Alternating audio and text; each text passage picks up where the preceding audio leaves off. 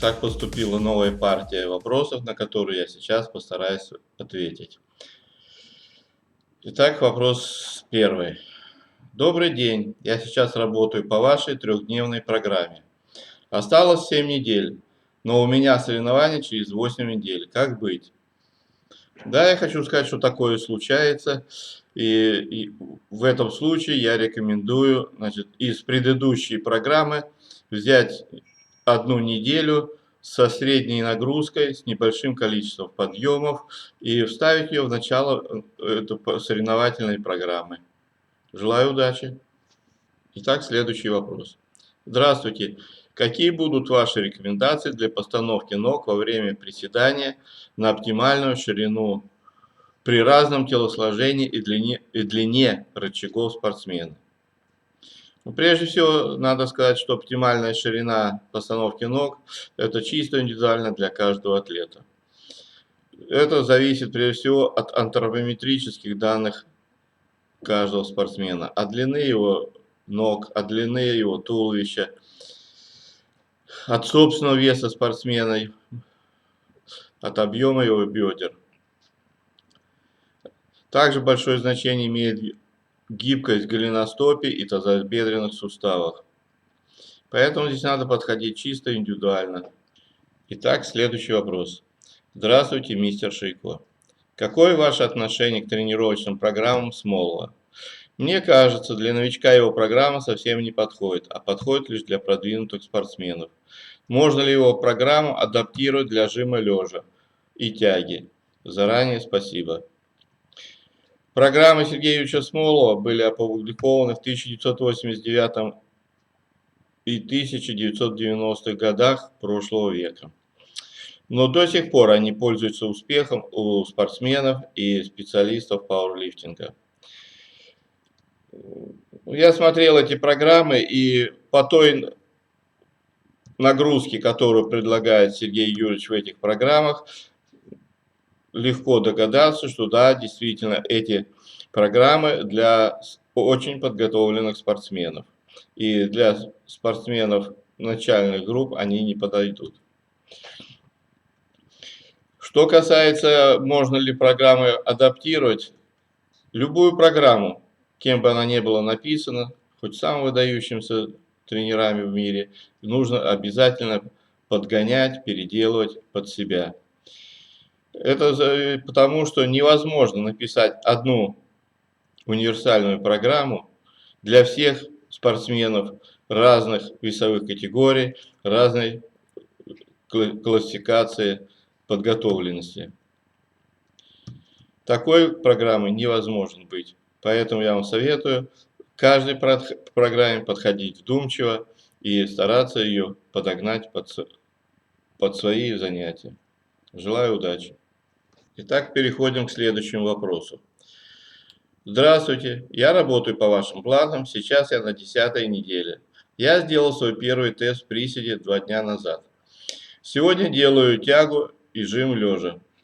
Результаты в приседе были прекрасные, плюс 20 кг запасов, то есть присел я 200 кг. Сейчас у меня появилось несколько вопросов. Первое. Мне продолжать программу с теми же максимумами? Второй вопрос. Почему в тяге так много упражнений с неполной амплитудой? Спасибо. И дополнение. Сегодня сделал тесты в жиме лежа и в тяге. В жиме показал результат 140 килограммов и смог вытянуть 205 килограммов. Плюс 20 килограммов в том и в том упражнении. Таким образом, за 10 недель я добавил 60 килограммов в сумме троеборья. Неплохо. Спасибо за отличную программу.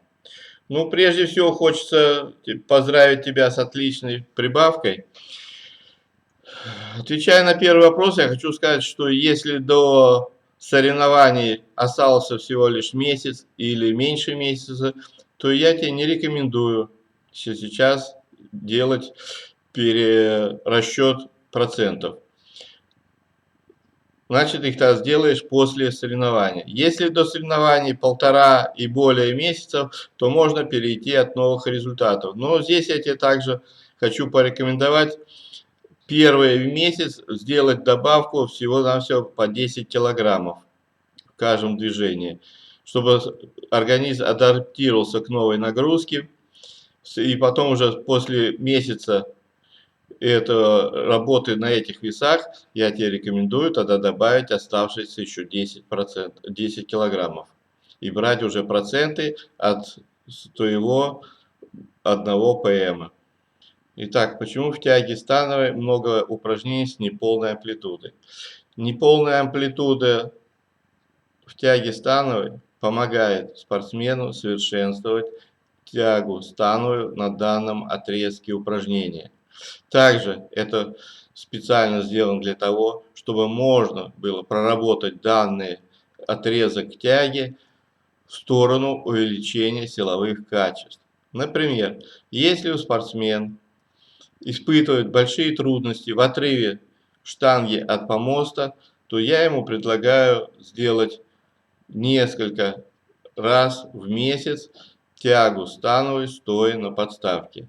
Если же у спортсмена большие трудности в финальной части выполнения тяги, тогда мы делаем упражнение тяга становой с плинтов. Причем мы стараемся делать их с большими весами, с 90, 95, 100, 105, и иногда даже доходим до 110% от лучшего ПМ. Это также помогает отработать силовые качества финальной части тяги. Поэтому я вам рекомендую их выполнять и желаю удачи. Если у меня подготовка длится 4 месяца, я выступаю в экипировке. Могу ли я тренироваться 2 месяца без экипировки по максимуму без экипировки, и потом 2 месяца в экипировке по максимуму в экипировке? Да, такой вариант подготовки возможен. Так что можно и так тренироваться, а можно тренироваться, значит, без экипировки, но поднимая проценты 70-75, не более. Тут надо просто выбрать, какой тебе больше подходит. Но я считаю, что 2 месяца в экипировочном перед соревновательном периоде этого будет достаточно. Так, следующий вопрос. Здравствуйте, Борис. Я принимаю стероиды и рассчитываю свои веса от результатов, показанных с помощью препаратов. Когда я начинаю готовиться к соревнованиям, я, естественно, сажусь на курс не сразу. Какой мне использовать максимум, когда я чистый? Ну, вполне естественно, что когда ты чистый, нужно сделать, во-первых, тест и в соревновательных упражнениях, и от этих результатов брать проценты до тех пор, пока ты чистый. И по мере того, как у тебя будет накапливаться стероидный фон, ты можешь уже постепенно будет переходить на результаты и проценты брать уже от стероидного результатов. Так, следующее. Сейчас очень популярен безэкипировочный пауэрлифтинг. Я выступаю без экипировки. Могу ли я работать по плану для экипировочного пауэрлифтера? И верно ли утверждение, что тренироваться для выступлений без экипировки легче, чем в экипировке? Ввиду того, что не нужно мучиться, одевать на себя все это из-за того, что веса ниже и в целом организм устает меньше. Да, ты можешь тренироваться по плану для экипировочного пауэрлифтинга, только проценты ты будешь брать от лучших результатов без экипировочного пауэрлифтинга. Ну и мое мнение такое, что тренироваться в безэкипировочном нисколько не легче в плане нагрузки, в плане интенсивности тренировок. Ведь интенсивность веса безэкипировочном 95%, они такую же дают нагрузку спортсмену, как и веса в 90-95% в экипировочном пауэрлифтинге. Но можно согласиться с тем, что легче в том плане, что действительно не нужно одевать и снимать все время майку, особенно когда 2 жима, жимовых упражнений лежа, 2 приседания или 2 тяги. Здесь не нужно будет одевать комбезов. Также, видимо, меньше нужно будет и мотать бинтами колени, чем это делают в экипировочном.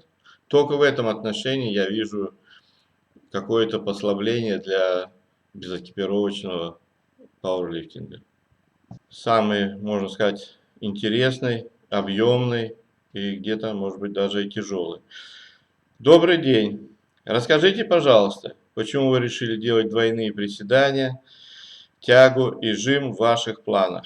И почему не даете все 3 упражнения в один день, как это есть у некоторых других спортсменов и их тренеров?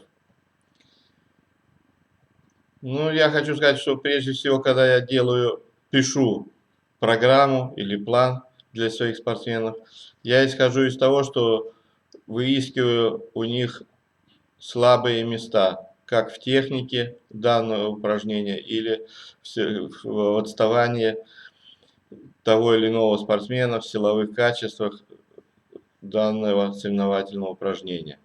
Например, если, у Равиля Казакова был очень сильные приседания и жим лежа на уровне мировых стандартов, а тяга была слабая, то естественно, что мы больше уделяли внимание тяге.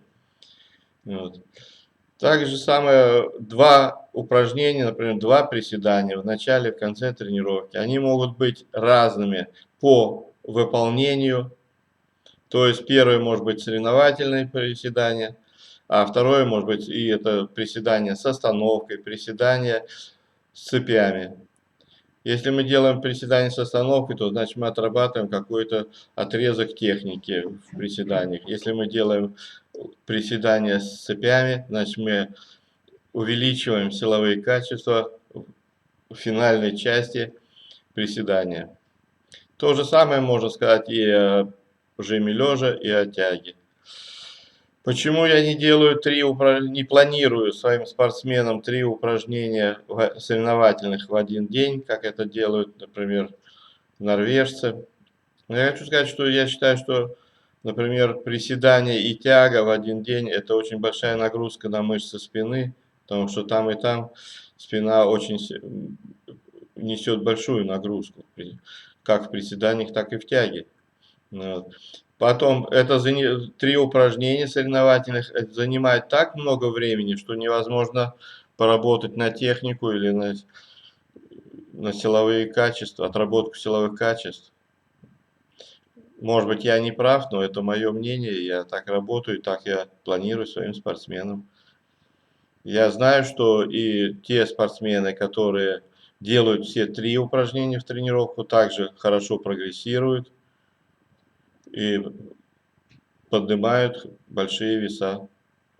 Каждая методика находит своих почитателей, которые хорошо добавляют по данной методике.